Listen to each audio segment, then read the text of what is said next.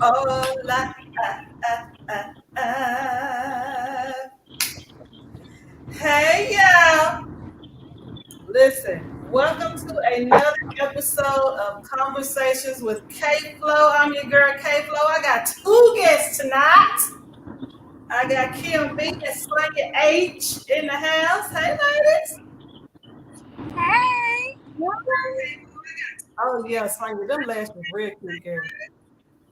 Okay, I had to do my due. Well, thank you. I want to save it. I want to put it in the right place. So I'm gonna let you lead us into it. Okay, I'm trying to find out now. I'm supposed to be live, child. Where is it? Oh, I thought I It's already showing did you Oh, mine. live. here you go. Here you go. Share now.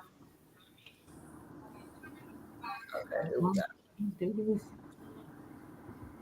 And I'm gonna go ahead on and jump on Instagram real quick. Come on, Insta.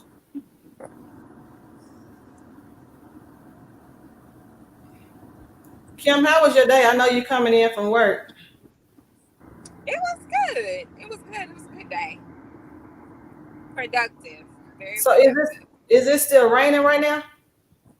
No, it's not raining. Okay. All right, so we good. So hey Facebook, hey YouTube, hey Instagram, I'm your girl K Flow. Tonight we are talking about what happened to customer service. Because there is a huge lack of customer service on today. So I want everybody who is watching to share the podcast. We're gonna get this is a little tagline I used to use. I don't use it anymore, but I might start back. I'm about to get in my business, your business, and everybody business because I know everybody got some customer service stories.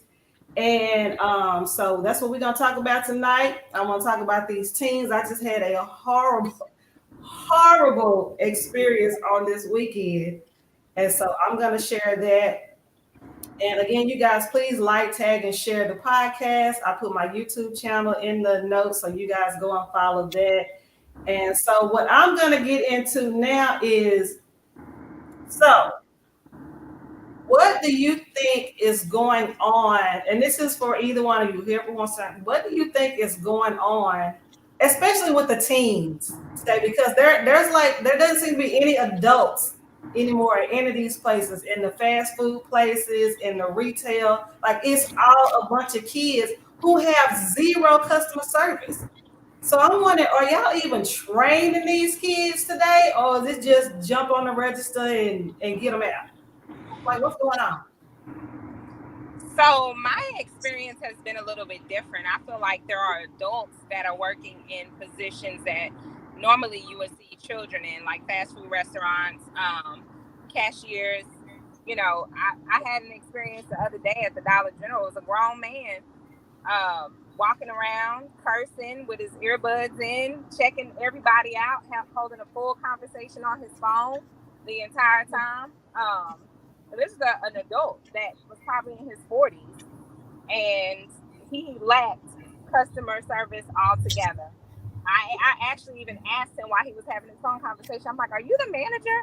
And he was like, "Nah, I ain't the manager. Heck no, and then continued on with his phone conversation. Was complaining about the job on his phone conversation. It was terrible.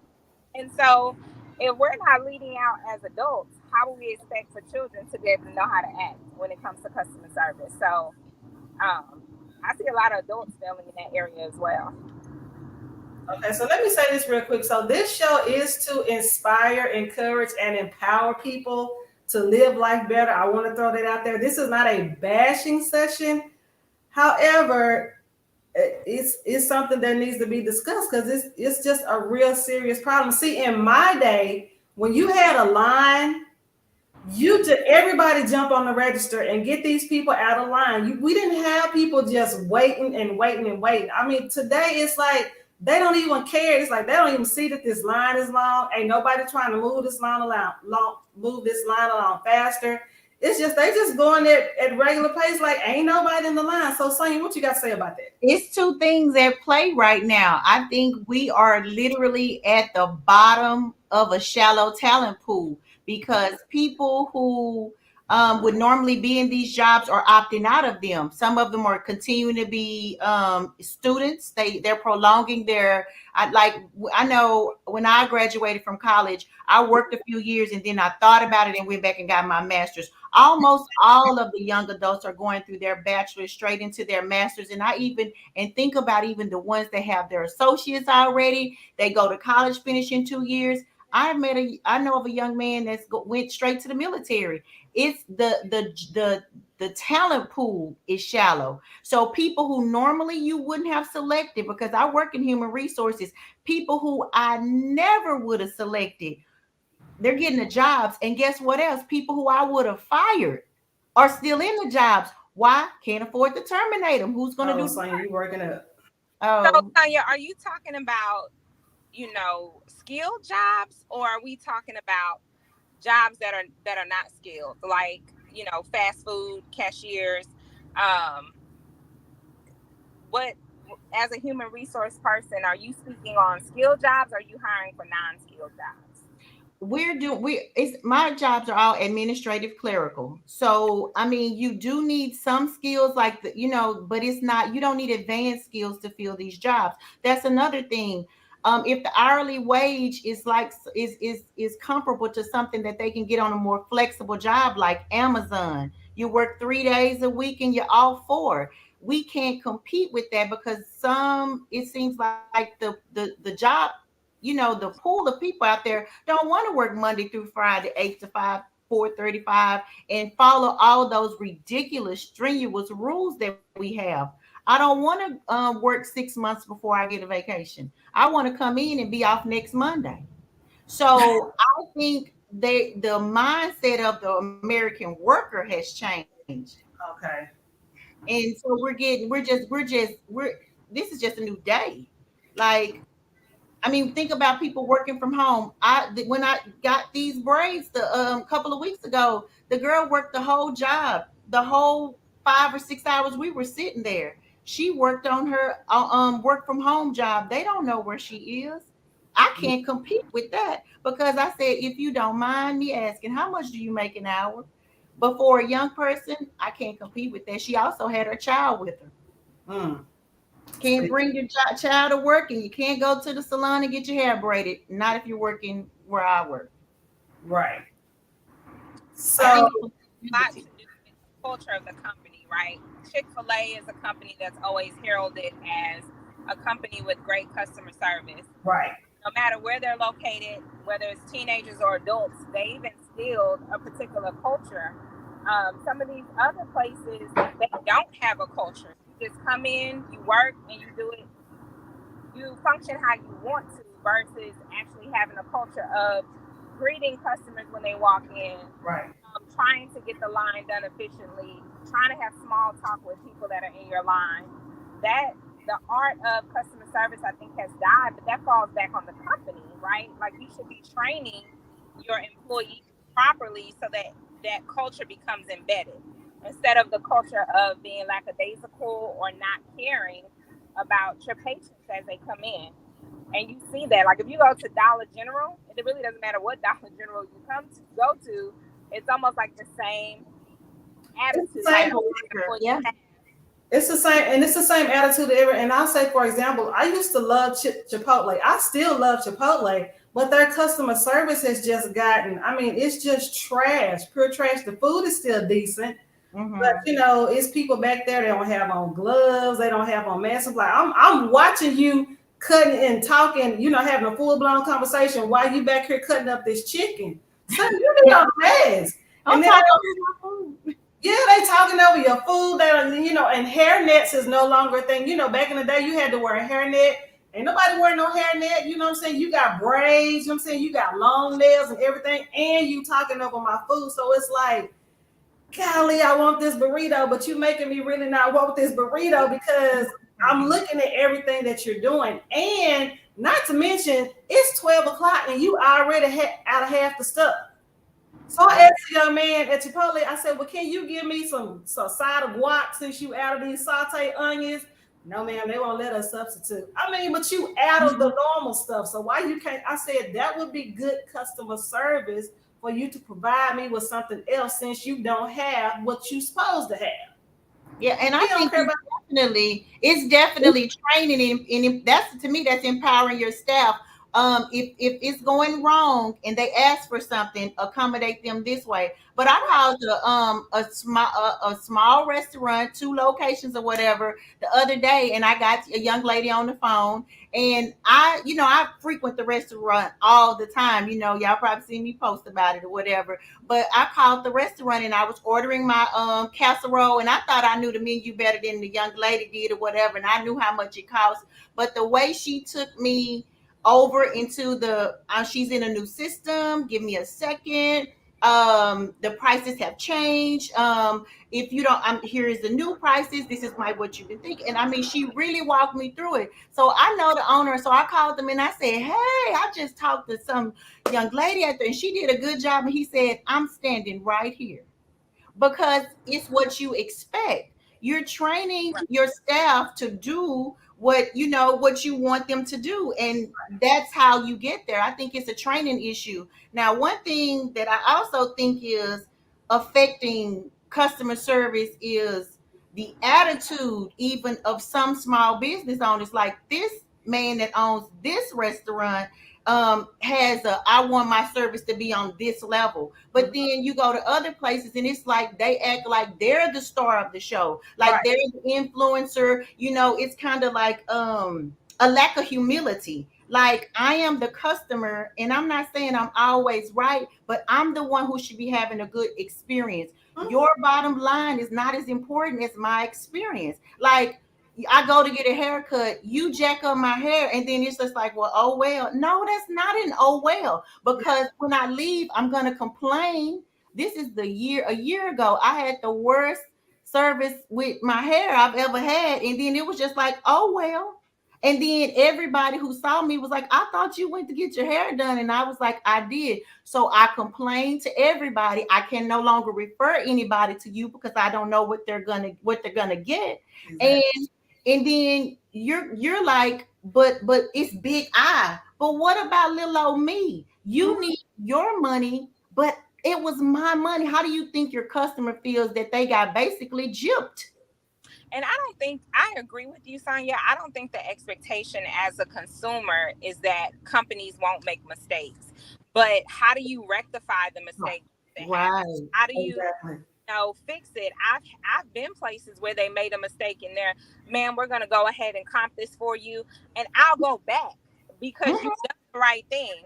I'll go back if you say, Absolutely. we'll go ahead and discount this for you. I shouldn't have to ask for that, right? It should Right.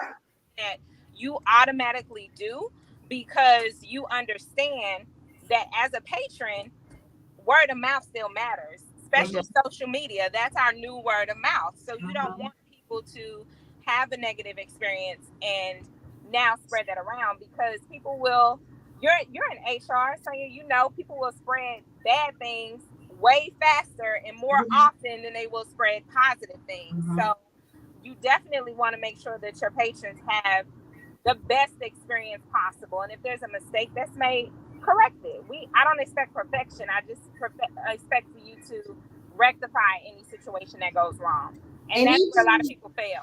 even bad mouthing, like basically I feel like is putting down your customers because everybody wants to say people will buy Louis, people will buy Gucci, and then they want you to give them a discount. But because I intrinsically understand the value of that, to me it might not be to somebody else, but to me, Okay, whatever the Sonya, you cut out. expensive. Okay, how about now? Okay. Whatever the expensive item is, I have value with that. And I would assign the same value to your product if that's what I felt like I was getting. So Mm-hmm. I don't have a problem paying, $55 for the service if the value to me is $55. But don't charge me $55 and give me $25 worth of product quality service and Mm-hmm. then think that I'm not going to feel some type of way. But basically, a lot of those customers are going to walk away. They're gonna complain to other people. That people they will tell people what happened, and they're never coming back. And I think business owners and organizations should be more reflective. What am I doing to cause this? And I agree with you because it's even like I said with these big corporations like Walmart, Jack in the Box. I had an experience at Jack in the Box just a couple of weeks ago. Jack in the Crack been around for years, and you cannot tell. I'm like, so y'all just not like Kim said. They're just not training these people because I went in, placed my order because now what is $8-9 for just a burger. So I get this burger, I get to my car, and I'm like, wait a minute, I know it was tomatoes on this picture. Hey, now tomato on my sandwich. So I go back in and I said, ma'am, I said, can I get the tomatoes? Oh, we out of tomatoes. Oh, Why not have told me that? You couldn't even tell me before you made my sandwich. Well, normally this comes with tomatoes, but we're out of tomatoes. So, they should have offered just to comp me something. But no. And then I get back to the car and see that you didn't even put my little churros that I ordered. So I got to get back out the car and say, can you give me my churros out they didn't give me them either. And back to the teams, and these teams are unbothered by it. I had one lady, I was at Whataburger, and I am addicted probably to Whataburger's breakfast. So I go like maybe every weekend, at least two weekends out the month. And so the girl was like, I said, I'd like a sausage, egg, and cheese, no egg, no cheese. She said, it doesn't come like that. And I said, okay, what you need to do is you need to ring up the sausage, egg, and cheese, and then find the button that says no egg, no cheese. She said, oh, here it is. But I mean, it's like, I was like, she literally said, oh, it doesn't come like that. I guess she was suggesting, baby, pull it off. But ma'am, pull it off. But what if I'm allergic to eggs? What if I'm allergic to cheese? What if I don't eat dairy? I don't want to pull it off. So it goes back to me, the thing about the teens is I think that they're very, very unbothered, and they're above it all. And I think we've created that in them where they have a high self-esteem, but their performance doesn't match it. Right. So, and that's I'm gonna go back again. I think it is the culture, right? Versus just saying it's the teens, because I went to Levine's for my kids' school uniforms at the beginning of this year. It's in Oak Cliff, right off of Redbird Lane. And every single teenager that worked there was polite. They were helpful. They were asking people, how can I help you? What are you looking for? I had and it was busy. Those teenagers were taught how to perform at work. Someone taught them how to do that. Everybody was really respectful, and they were all teenagers. And so that's unheard of. You make me want to dial it back. Yeah, I do want to dial it back, because that's what the restaurant I went to, I'm gonna go ahead and shout him out, Casserole Soul Cafe, is really trying to teach those young people. Casserole Soul Food. So yes, it's the soul food. It's in Cedar Hill and Lancaster. I feel like they really are trying to teach them. I went the other day and the young man smiled and followed up so hard. I didn't understand. I was like, oh baby, I just can't stop smiling because you're smiling. You know, it's just like your service is friendly and your service is thorough. I don't need anything else, but if I do, I'm gonna call you over there. But that goes to the training. So I don't think it's just a team thing, but I think what they bring to the situation is maybe the lack of humility. They know it all. I think it's just the way that they always had a seat at adult tables in adult conversations. They don't see any a line of demarcation between them and the customer. Exactly. They think it's all on the same level. So no, you're not right. We're out of I can't give you guacamole. Back when I worked at McDonald's when I was 15, I would have gave you those fries and went on about my business. Exactly. It ain't coming out your pocket. I'm saying I worked in customer service, I worked in retail, and when I worked in retail, I worked at dealers, I worked at Banana Republic and different places. It was just always service the customer, and say what you're supposed to say. I mean, if they're rude or whatever, that's fine, but do what you need to do to service the customer so we can get on to the next customer, because our business is customer service. Yes, they come. These are our valuable customers. They come here on a regular. They expect top-notch service. It doesn't matter if they come with an attitude or not. Your responsibility is to service the customer. Bottom line. And that's just, I just don't see. Now, your experience at Levine's, that's really rare. I haven't seen that in years. Yeah. Years. I will say this though, guys, when we worked at fast food restaurants and McDonald's, I don't remember the cameras being everywhere either. So if I wanted to throw somebody an extra fry, my manager wasn't going to know. Now, I think some of these kids are shook. Like, everything is recorded. It's just a different work environment as well. So if management has said, hey, don't give nothing extra, and we're recording and we can tell and all these things that we didn't have, I can see how they may really be scared to just give you some extra guacamole. We think it's nothing, but it could be their job on the line. I think how they communicate that to you should be respectful. And, he was like, Chipotle does have some work to do because they do run out of everything. I do have to concede there. And I think they need to be trained to tell you ahead of time, man, we're out of vegetables, we're out of this. right. But they do wait to the last minute, and I don't like that either. So I agree. Okay, so what about, now this is a stickler for me because, I'm a fashion person and, I'm real picky about my clothes. So what about retail? Do y'all have any preferences? Because I like for them to fold my clothes, and I don't want you to buy my stuff up and just throw it in the bag.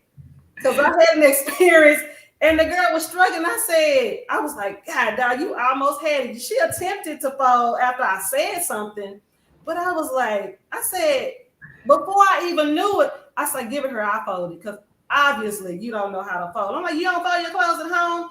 And that's just the first thing that came to my mind.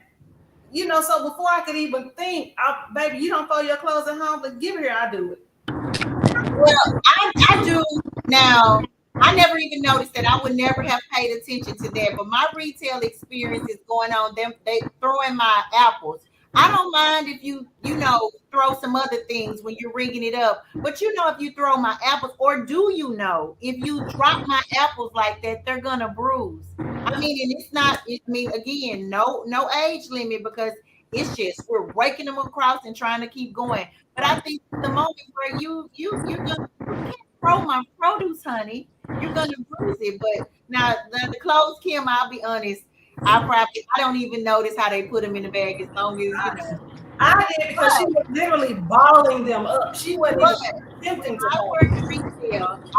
I helped that department so folded down that the customers, I probably made them uncomfortable about whether or not they should touch anything in my area, because I was making sure it looked so beautiful. So I had the opposite problem. I think I was anal about making it pretty. So if you looked at a shirt, I would come behind you and fold. So my pet peeve when it comes to customer service, and this is even me being in leadership roles and dealing with clients, I feel like if a client is upset, you don't talk to a client disrespectfully. Like, if you can't handle that situation, you need to go get me or someone else to help de-escalate. But I don't like when people forget that they're at work, right? Like, most people are not mad at you, they're mad at whatever situation they're dealing with. And so we have to remain professional. And so I have a serious problem when people step out of the professional boundaries for their job. I don't like that at all. It's completely unacceptable to me. And as a leader, that doesn't work for me. Like, if you can't handle it, you need to come get me. Exactly. I saw that at Ross. I mean, I'm talking about full blown. Like, I thought they was about to come to blows. I mean, the cashier was cussing the customer out. The customer was cussing. I mean, they just going back and forth. And I'm like, I got to be on candid camera. This cannot be happening. I'm talking about full blown arguing, cussing each other out. I'm just like, oh my God, is this really happening? But Sonya, what you said about the groceries, that I'm picky about my groceries too. Because if you ever have bad groceries, you pack the dry stuff with the dry stuff and the wet stuff. You don't put the milks and the cereal I in the don't think they same should do bag. it anymore. I don't think I heard somebody in front of me checking out at a grocery store saying those things. Like, this is how we were taught when we did it. And I was sitting Exactly. behind her thinking, girl, you wasting your time. They don't teach that anymore. And it could because they don't have time. They're short staffed and it's the turnover. I'm personally doing two people's jobs right now because I cannot fill that position. So so I don't know. I think It is a lack of teaching, though. I think they're just not being taught. I think it's two things. I think they're not being taught at this point, and they just don't care. The people who are trying, I think the people who are training, like you said, they don't have time. They short on people. Sometimes a lot of people are calling out sick, so they just trying to get coverage on the floor. It don't matter how we get y'all out of here. We just need to get y'all out of here. and And I then think again I have to cell phone usage is a major issue too. Like I've seen people on their phones, even in professional environments where I work at. People be on their phones all day and various things. So that's an added distraction that wasn't around when we were younger as well. And people are really possessive about their phones. So you tell somebody they need to put their phone up, that's a whole battle in and of itself. So phones are huge, and then you're talking about teenagers. If it's a struggle for adults, it's definitely a struggle for teenagers. So there should be a policy around cell phones at every job, especially customer facing jobs. There definitely has to be a policy around So does that mean that there's no solution to this problem? I think the it. solution is training. Right now, I don't think we can do anything about the selection because you really have to hire who wants to work there at this point because so many people are doing some alternative to working. Now we joked, a lot of people joke like, "Tell me what y'all are doing," but some people would rather I work DoorDash, I work Uber, and I work Amazon and I make enough to cover myself. So I will not be going into an office and doing that anymore because I make more money doing it this way. So the typical American worker is gone. So we have who we have, and we have to train them as best we Oh, can. Sonya, say that again. You cut out. I said we have to. I feel like almost we have to. You have to hire who wants to be there and train them and retrain them. See, educators already knew this. Everybody's not on the same level. So we already had a high, medium, and low. I think now in the workplace, we have to start catering our training toward the same attitude because everybody is not advanced. We used to just companies keep the key creme de la creme, the advanced people. Everybody else gets worked out, terminated out. Now we got to keep those below levels, but otherwise, you're not going to have enough staff. But customer service is very basic, right? It's understanding whatever your You would policies think. are, how that relates to the customer, being polite, trying to look for options. So I don't think customer service is really a low skill or a high skill. No matter what position you're in, professional or a non-skilled job, No, you should have no, basic but Kim, customer service skills. And but tell me this about customer service. When I say, "Oh, excuse me, you fine," okay, that there's a that's basic, but we don't all agree what polite is anymore. I don't think we don't all agree but what that's why you professionals. train how you want your culture to be, right? At Chick-fil-A, they could say anything. They could say, we'll be right with you, but their tagline is like my pleasure. It's Yes, a culture thing. You train your staff as a leader, and then you have to inspect what you expect. always. So when I say that when people walk in, I want you to greet them, I have to hold you accountable when you don't do that and point it out like, hey, Sally, that customer just walked in, you didn't greet them. That's an expectation that we have. And so you hold your staff to those type of expectations. But it's when we don't and we just say, be polite, be kind, then at that point, Sonya, you have the option of what you feel is polite and kind. Right. No, this is going to be what I say is polite and kind because this is the culture that we're establishing, and this is what I want it to look like. And that's from the leadership aspect, and you have to coach and train specifically to the expectations. I agree with that. I do believe it is the culture of the company, and they should be responsible for upholding, what they consider to be customer service, and that is definitely not happening. When you have a grown 40-year-old person tell you, "I don't know, ma'am, I just work here." And see, normally that's a performance issue. I'm writing it up. I have had a young man to start working, and since the day he walked in the door, he's been wearing sneakers. We haven't said anything. You want to Why? know why? Because we need him. Has he been told that that's not the dress code though? Not by me. I mean, but I'm just like, because I don't want to put that manager in a position where now she's short staffed again. It took her a year to find somebody to fill that position. So then, because of various reasons why she couldn't, background didn't come, didn't check out. They got another job because the other company moved faster than we did. So finally, we got somebody. He comes in, and it could be that's the thing where he wants to work here. Maybe he can't afford dress shoes. Maybe nobody ever suggested a pair of Oxfords to him. But then I said, well, maybe when he's been working here 4 to 6 months, we can say, hey, I don't know if you noticed, but we only wear sneakers on Fridays. But I mean, He has every right to say, "Well, I've Harder. been here I for think six it's months harder and ain't nobody said nothing yet." He has every right to say that now. I And don't understand. fire me like this. correct behavior that you've months. Oh, Kim cutting If out a little if bit. you want him to wear dress shoes, then you say that at the beginning. Hey, we need you to wear dress shoes. And if he has an issue, you might say, okay, we understand it's a financial issue. We'll allow you 1 or 2 paychecks to be able to get dress shoes.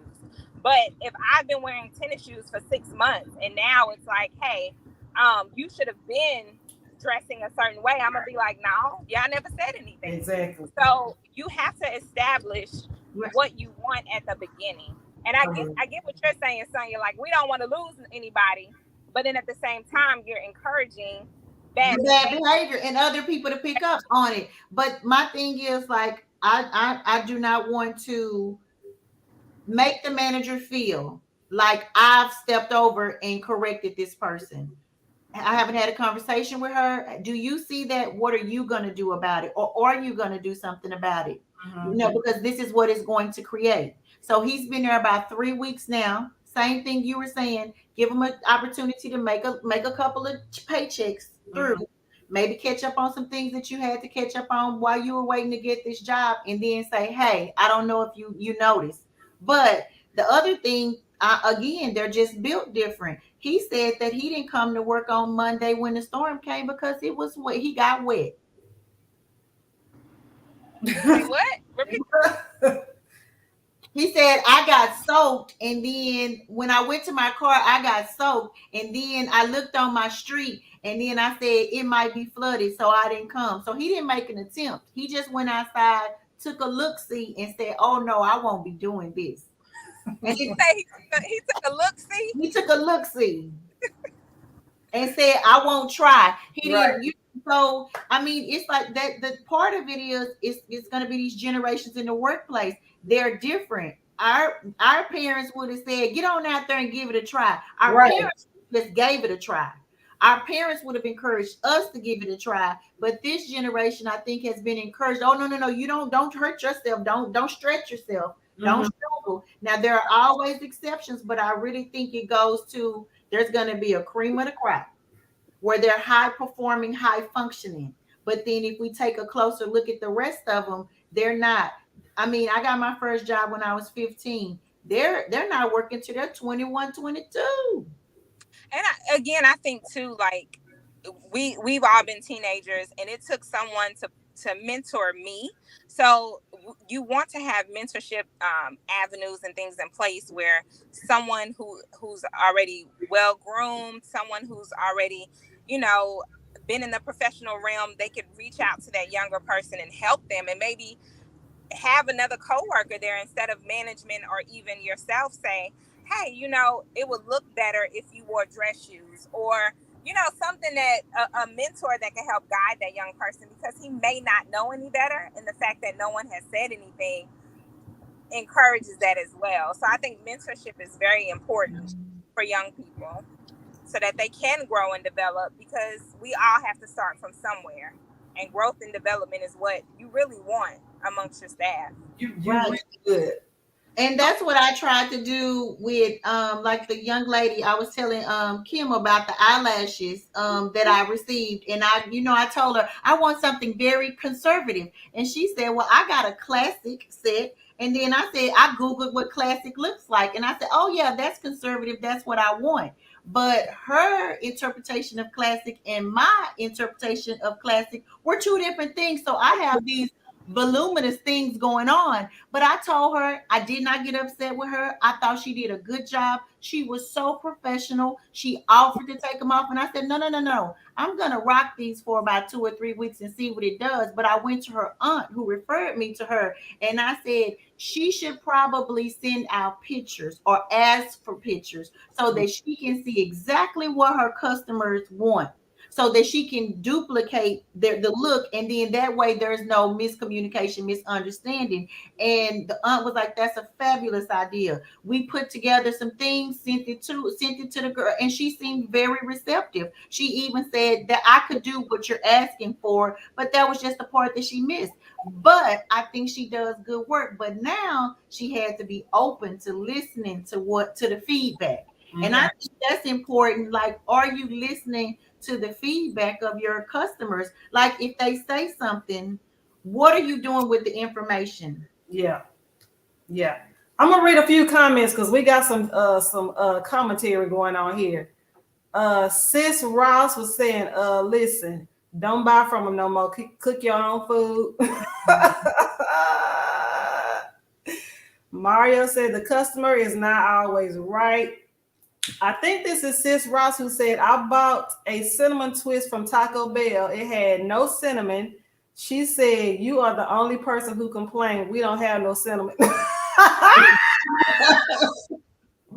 I want to answer, the customer is not always right. The customer is not always right, but there's an appropriate way to give that message to the customer where the customer can still feel listened to and respected.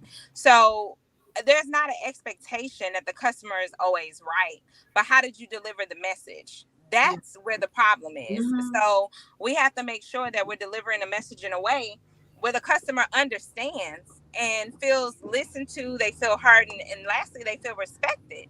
And if we're just saying no or you're wrong, and we have an attitude and we're not giving a why or helping to bridge the gap between what we can do and what we can't do, then that falls on us as a company, and that's a problem. Mhm. And I think the remedy and the solution, like I feel like in that moment, that person wants to be made whole. I paid my money. I received a service that was less than what I expected. And you can even agree with me that it wasn't your best work. So now what can you do? Like, hey, why don't you come back and see me? I'll take off 5 or whatever. Or if you do another service with me, let me fix this or whatever. Because I like I said, the service that I had that just really shocked me, that I had to, cut the business relationship off because what I felt. And I think, Kim, you hit that. I felt disrespected. Like when I told somebody what happened to me, she said, are you guys really good friends? And I said, no, I wouldn't say that. She said, well, oh, she thinks you're a fool. And that was what I felt like. I felt like a fool for being charged for like full price when I got half my services. And it was just like, and oh well, because I think you got back to your bottom line, but try to remedy it. Make me whole. I'm the customer. And just like you need your money, I've worked hard for my money. And Exactly. and I want to do business with you, but you can't let your customers walk away feeling like what you gave them is not the value anymore. I'll buy your item that's pricey, but I have to feel like it's worth it. Right. I totally agree. Because I mean, because for me, sometimes I purchase from small business owners just because they do give good customer service. I don't necessarily like the product all the time, But I would buy it just because your customer service, was superb. I probably never buy it again, but I would refer somebody, if something that I don't particularly like or care for, but I'm still going to refer, somebody else just because you gave me great customer service. Right. Pat said, I don't even put my items together on the counter that don't belong. I do it for them. Right. That's at the grocery store. I put all my stuff. I'm gonna line it up for you because this is how it goes in the bag. I know how you gonna do it, but this is how it goes in the bag. I put all the dairy. It's all you have to do is put it in the bag. Ring it up and put it back. I do that too. Right. And I'm not even getting paid for this. And don't throw my apples. Well, I go to Winco, so I bag my own stuff, and I don't care. I'm trying to hurry up and get out of there. I just know don't smash my eggs and don't smash the bread. And I'm talking to myself because I got to bag my own stuff. So I'm not even concerned about that. Ring me up and get me out of here. Okay. Michelle said, I had someone in that situation who said they had been doing it, and I'm the only person who said something and had a problem with it. That's like at my job. Because when I'm at my job, I will return stuff to people, and then they'll say, well, nobody else has returned it. I said, that's because they chose to fix it instead. I'm going to let you know that it's wrong so that you don't keep doing it.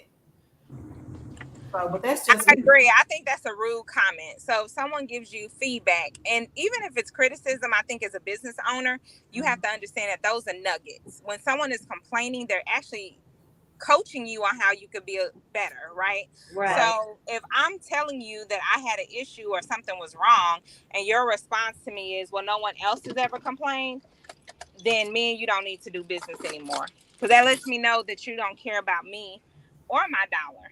So that's okay, great. No one else has complained. I just want to do business because you're not willing and open to feedback. And that's when I think where you've made yourself, I think it goes back to why did you get into business? Did you get into business to make money? So in this instance, you're taking my money, but you're not giving me, or did you get into business to serve your customer and to provide a product? Because if you're in the service business, then I should feel like I've gotten great service or my product is quality. I mean, I say that a lot sometimes. Sometimes I think, especially small businesses, you can price yourself out the market because your quality and your price and your service does not line up with what you're charging. Right. So I'm just going to make it t-shirts because that's easy. You're selling me a shirt that for $30 that somebody else is making for $20, $25. So in order to bridge that gap between the $20 and the $30, I think it should come with some great service. Absolutely. And I think if no matter what role you have, if you look at yourself as serving people, whether it's, human resources or like a leadership role that I have, I serve the people that work under me. So you still want to be, for me, like a servant leader. And if you're face to face with customers, that's how you want to look at it. Like, I'm here to serve you. How can I help you? What do you need? Right? Because you want these people to come back. It's easier to have return customer than it is to get new business, right? So you want to be able to come back over and over and over again. So, it's the same with employees. If you have people under you, you want to serve them. I'm here to help you. What can I do to make your job easier? And we've lost that, I think, sometimes just in general. Service is just not if you're the person behind the cashier, or that's at any level. A CEO is there to serve your customers, not just the ones who pay for your products, but the people who work under you. You're there to serve them. How can you help them? How can you make their job easier? Through training, compensation, all of those things. A good culture, that's why people want to get up and come to work every day. At some point, pay doesn't matter as much as the culture that you have. I know people who get paid very, very well, but they hate getting up and going to work every day because the culture and the environment is toxic. So we have to get back to respecting people in general. I ain't gonna say nothing on that. I love my job. I'm gonna keep on that one. Have any more comments? Okay, guys, listen. I think this has been great. I love how open and honest both of you are. it just giving me the actual real. I got some people on here coming because Sean said there is no standard. Totally agree in some certain situations. They don't care anymore. Right. Yeah. Who's this? I have had so many services where they messed up and expected me to pay or I paid. A lot of people just get over on others. True. Absolutely. All right. Well, I think that was great. What y'all think? Y'all good? Yes, Yeah. I appreciate the different perspectives on it because it made me think about how, I got a little desperate with that new hire that I have walking around in those sneakers. I did not realize that I felt desperate until I had this conversation. So I thank you guys for that. Like I'm going to say, okay, now you've had two paychecks. Let's buy. Have you ever seen these Oxford? They're like tennis shoes. Right. Because I would come to him and be like, sir, because I would probably be a little bit comical just because I want to break the ice a little bit. But I would ask him and be like, okay, so these are some really nice sneakers, but have you noticed how everyone else in the building is not wearing sneakers? My boss has a cute way. She would just say, "Oh, so you just gonna keep on wearing those sneakers like you don't see us?" Right. Yeah. That too. Yeah, I would definitely do that too. Cause look, Sonya, what you don't want is to hire somebody else, and then they start wearing sneakers because they see him wearing sneakers. Right. And people you got to talk to. So now y'all, yeah. So now y'all culture is sneakers. Now everybody gonna be wearing sneakers. Well, that's now part of it. I take responsibility because we started wearing jeans during the pandemic because we just didn't know, we just didn't know. And I have not put the dress code back in place because I was like, everybody's so happy. And if you think about it, everybody's happy with these jeans. But what I thought about is we're requiring that they dress in a higher tax bracket than they're working. Well, and I'm gonna leave that. Yeah. No, because you don't have to spend a whole lot of money to look nice. You really don't. But I mean, so if nothing else, wear your Sunday best, right? What would you wear to church if that's a nice? No, don't use that, Kim, because people don't go to church. You can't use that. Or churches don't require Sunday best anymore. Exactly. We wear jeans and t-shirts and flip-flops to church, so you can't use that. Okay, y'all got me on that one, I guess. No. I just really think it boils down to culture at these different companies, right? It's just a culture that you set and the training that you implement, and that really starts at the top. So if you want your frontline employees to be cheerful, be positive, be respectful, you got to make sure when you're coming in you're exhibiting those same habits that you want them to have. Business casual. What happened to business casual? Business casual is just what it says. You don't need on a suit and tie, but you do need to have on something nice. And I don't think tennis shoes or sneakers fits into business casual. Everybody has business casual. Are you sure? Or should anyway. Right. I mean, but something that as an HR person, you might want to see about having a consultation business on the side where you go out to high schools and meet with teenagers and teach them what business casual looks like, what professional dress looks like, how do you shake hands, how do you greet, how do you do an interview. I think all those things are important because I think sometimes those things are not truly taught in school. And so if they knew how, instead of just kind of learning on the fly at the local McDonald's, you know what I mean, they would already have that instilled in them. Maybe it could be a course or something. Mm-hmm. Yeah, and I love it. I really love the idea of the interview because I often tell people my answers are rehearsed and they're packaged.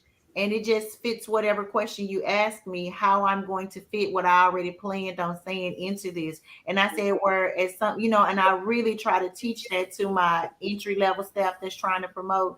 Like, let's practice with me. I have a trick for you. So it's definitely a good idea. Oh, did we lose her? Oh, okay. No. You heard it. Okay. Well, look, I think that about wraps it up. Kashawn said, I was taught in high school how to interview and dress for a job. Girl, they don't do that no more in high school. That's I was surprised these kids don't even write cursive no more, but that's just me. I don't even want to get into that.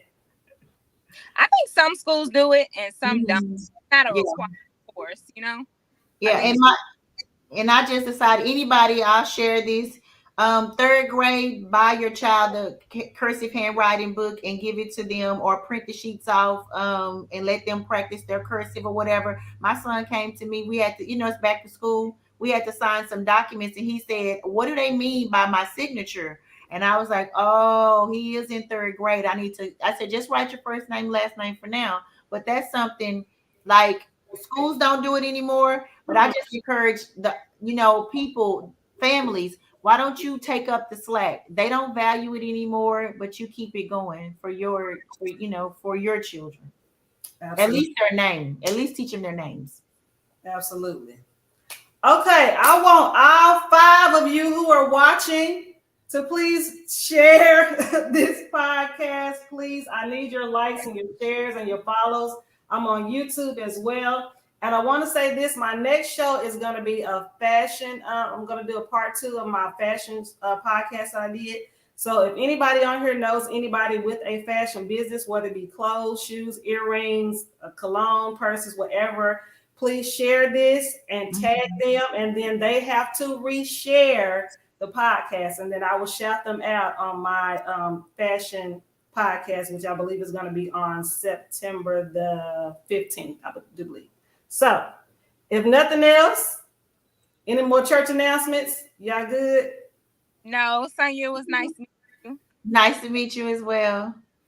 All right. Y'all, thank y'all for watching. Go share and tag people. All right. Y'all have a good night. Peace. Bye. Bye.